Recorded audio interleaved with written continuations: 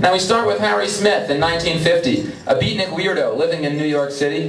His huge collections were insane of Easter eggs and paper airplanes and rare records. He had about 1,060,000. To change America through music was his hope, and to make some money because he was broke, he compiled a triple-decker collection of songs from his records, released as the Smithsonian Anthology of American Folk. On a Monday morning, just about 9 o'clock, the great ship Titanic began to reel and rock.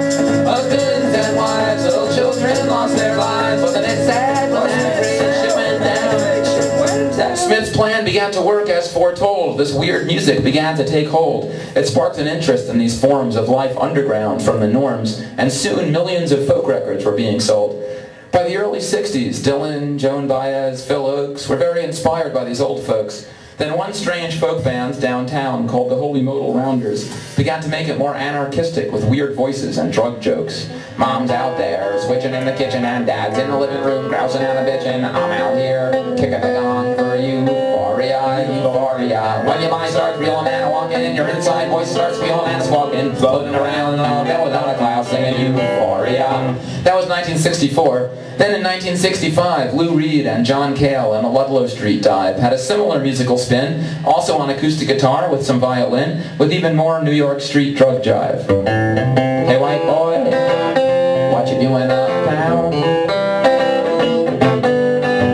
Hey white boy, Jason R. whipping around. Pardon me, sir, you're frozen in my mind.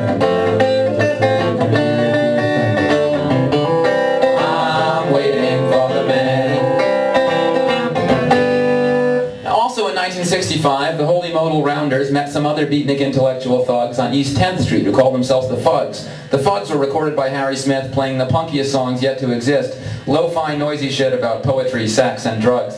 I don't have a bedtime, I don't need to come, for I have become an amphetamine bum. If you don't like sleeping and don't want to screw, then you should take lots of amphetamine too.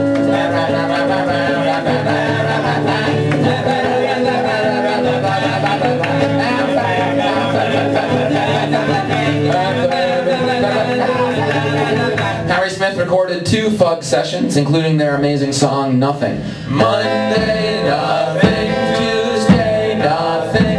Wednesday and Thursday, nothing. Friday for a change, a little more, nothing. Saturday, once more, nothing.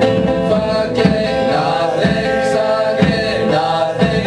Flesh and sex, nothing. The world's great books are a great set of nothing. Social anthropology,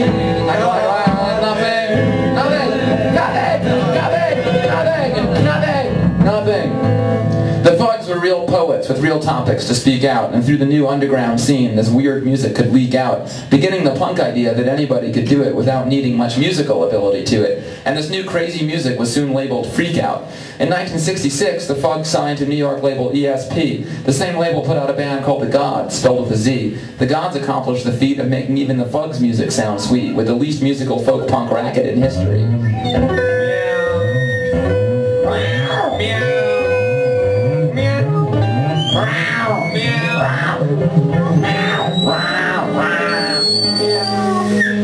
Far from the West Coast hippie scene, New York underground music was far from mainstream. It was intellectual but noisy and hectic, and then the Velvet Underground went electric and made folk punk more beautiful and more extreme.